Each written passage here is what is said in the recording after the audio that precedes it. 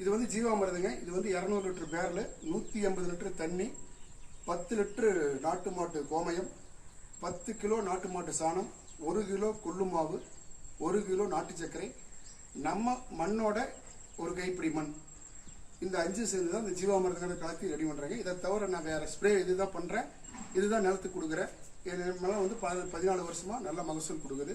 பாரம்பரிய நெல்லுக்கு நல்ல உதாரணமாக இருக்குது. இதை வந்து இந்த கிளாக் வாய்ஸில் டெய்லி காலையில் ஒரு 60 சுற்று, மாலையில் ஒரு 60 சுற்று சுற்றணுங்க. சுற்றி விட்டு 48 மணி நேரத்தில் இது ரெடி ஆயிருங்க.